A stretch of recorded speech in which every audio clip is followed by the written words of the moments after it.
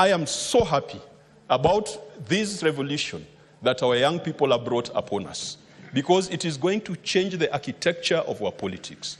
Before, the people who mattered were the leaders and owners of parties. Today, the true bosses are the youngsters, the Gen Zs, our brothers and sisters, our sons and daughters. Mr. Speaker, I heard the president say that he wants to set up certain committees to go around the country to find out what the youth want. But why do you ask for a job when you don't know what the people who elected you want, Mr. Speaker? And sometimes we can propose a lot of things, and yet the solutions lie here in this Constitution. We have a chapter or an article, Article 55 of the Constitution, which talks about specific application of rights with respect to youth. And so instead of the president wasting taxpayers' money with another BBI like circus, I invite the president to read Article 55. That says the state shall take measures, including affirmative action programs, to ensure that the youth access relevant education and training, have opportunities to associate, be represented, and to participate in political, social, economic, and other spheres of life, that the youth can access employment, and that they are protected from harmful cultural practices and exploitation. You don't need a committee to go around the country to come and tell you that, because the framers of our Constitution already put it there. What do the Gen Z want, Mr. Speaker? The Gen Z wants us to be faithful to this Constitution, especially the Bill of Rights, the rights and fundamental freedoms in this Constitution, which belong to each individual and are not granted by the state. And the responsibility of the state, as far as the rights are concerned, is to observe, to respect, protect, promote, and to fulfill the realization of those rights. Why do you have to set up committees and dialogue teams?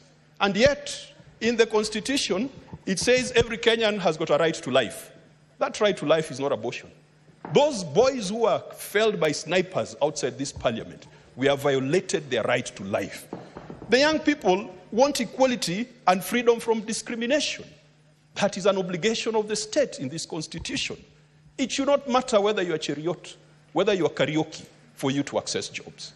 The other day, I'm watching on TV as leadership of KEFIS, Kenya Plant Health Inspectorate Scheme, are talking about a new system that they've launched. The first person to speak sounds like he comes from Meru. The second person to speak sounds like he comes from Meru. The third one to speak sounds like he comes from Meru. The Minister for Agriculture is a former senator for Meru. It should not matter where you come from, because I don't think that Plant Health Inspectorate Services, the expertise only resides in a certain part of the country. But that has been duplicated in each and every ministry. You go to the ICT ministry, everyone perhaps is Otieno, Onyango, Odongo. You go to another ministry of roads, everyone is Senator chariot. Fomeru, Senator Kajwang just yield. Senator Fomeru, we agreed before. Just take a seat. Just take a seat. I'm talking about the rights and fundamental freedoms that are in the Constitution. Every Kenyan deserves a right to work in public. And that is what the young people are asking for. They're asking for human dignity to be observed. Our people want to be treated properly, like human beings. They don't want to be treated like animals, like we have seen out there in the streets. Our people, our young people, want freedom of conscience, religion, belief, and opinion. They want freedom of expression. They want freedom of association, freedom to assemble, to demonstrate, to picket and petition, and not to be greeted by bullets. Mr. Speaker, when we talk about 39 people dead, it's as if we are counting heaps of logs of firewood. These are children of people. There's a mother somewhere shedding tears today, Mr. Speaker. There is a father somewhere talking about the lost opportunities as a result of a young person doing what he was told he can do comfortably under this Constitution. When you talk about the 39, we are talking about Ibrahim Kamau. Ibrahim Kamau had just left high school, Mr. Speaker. He was felled by a sniper outside this parliament. He was killed within the presence of parliament. We are talking about David Chege, a computer science graduate from Jomo Kenyatta University, fell by a sniper's bullet outside this parliament. The blood has not died in the grass of parliament. We are talking about Eric Shieni, a university student. We are talking about Evans Kiratu, who was killed by a tear gas when tear gas exploded on him.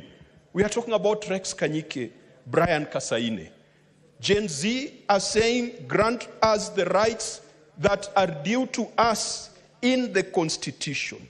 More importantly, Gen Zs are demanding that the economic and social rights that are granted unto them in this Constitution and which belong to them, it's not granted by the state. The duty of the state is to fulfill it. These rights belong to the Gen Zs and to the people of Kenya. Mr. Speaker, you don't need a committee of rocket scientists. You don't need a committee of experts. You don't need people from the United Nations to come and interpret for you this Constitution. The answers to the problems are all here. Gen Zs are saying, let us ensure that Chapter 6 of this Constitution is observed and fulfilled, because we have made leadership, and particularly political office, an opportunity to lord over other people and not to serve them. Mr. Speaker, I believe that if the government sat back and reflected, they would realize that all the answers and all the solutions are here. I want to propose further, Mr. Speaker, as we craft this motion and as a leader of majority brings further amendments. I am particularly disturbed when I see the military walking around the streets of Nairobi. Mr. Speaker, we have seen what has happened in neighboring countries. Let us not tempt our military.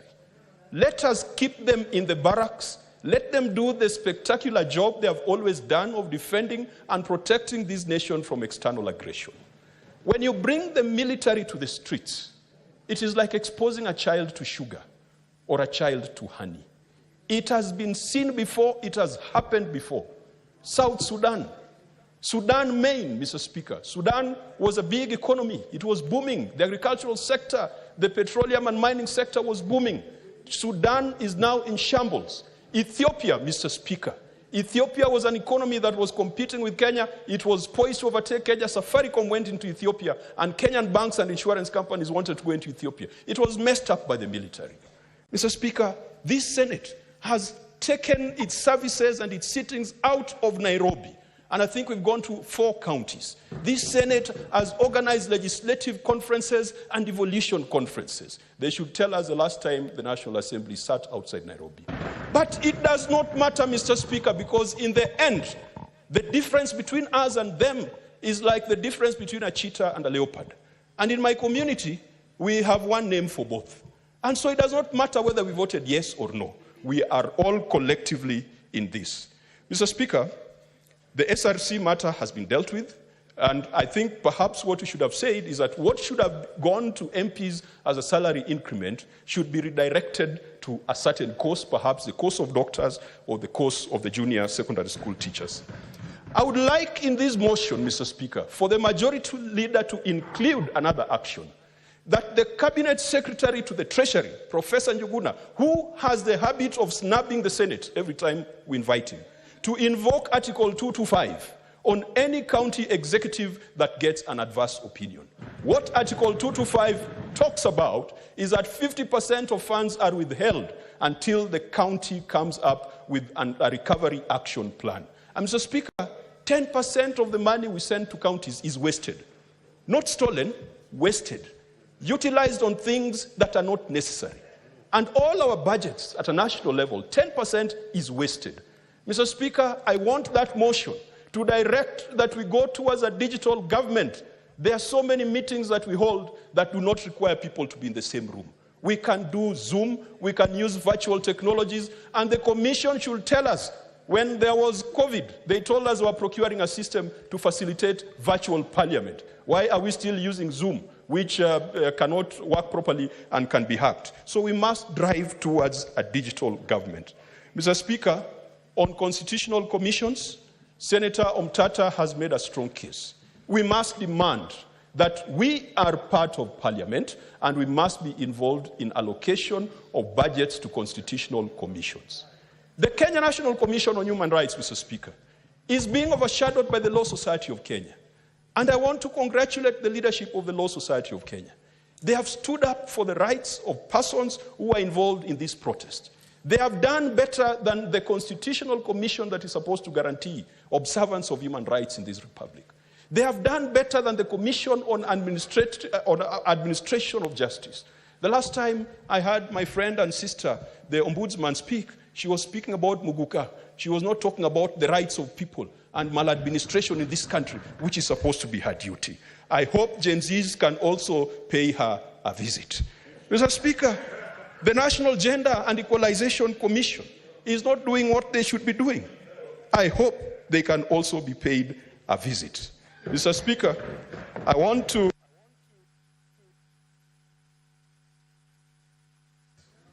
Senator Kajwang, 2 minutes to wind up your thoughts.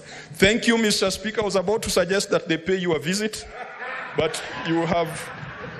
With that, can you take your seat? Proceed. Mr. Speaker, we shall protect you. And Mr. Speaker, I conclude by supporting and thanking Senator Aaron Cheriot and Senator Mazzaya for this motion. Let us stand for this country.